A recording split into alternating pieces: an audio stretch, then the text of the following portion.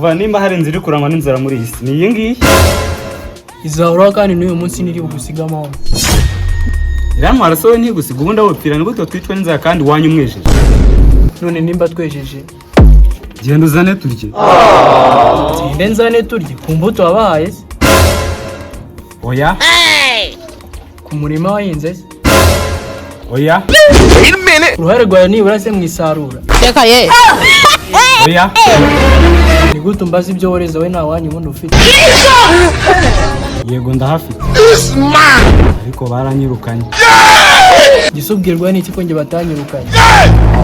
Naho ababyeyi barihangana bari kwishimira gutunga icyana kirya nk'imvubu ntikizabarire mu nzu. Yego muziranenge we bose bari kwihangana ikintu cy'ikigabo kinyara ku buriri. Ahubwo nawe turihangana.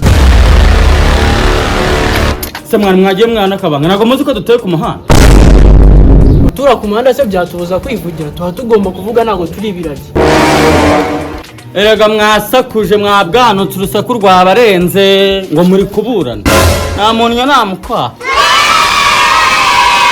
Nibe no kunyara ku buriri. Kiriya cyo kinabunyamo. Ahubwo nawe turihangana. Ahubwo nawe murihangana. Harimo nkwemo ntarangiye.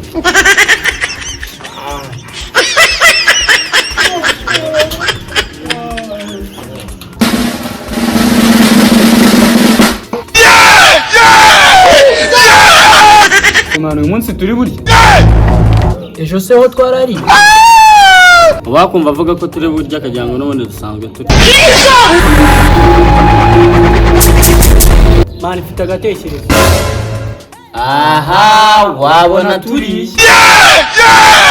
Nibicamo turarya. Arya biriya bintu Yesu yafashe ibuye arihinduramo umutsima ntago mwebwe mubyemera. Reka ye. Yego turabyemera. Mani ntabwo byakunda. Urupfu rw'inawe. Nzaranye. Umuseke turacyari abantu. Wapfuye disi. Ariko sha mu Ruhengeri ko bari gutanga uburyo bwo kogosha ingagi ukaba uri hano i Kigali nkaba mbona umeze nkazo wagiye bakakogosha ukasubira iwacu.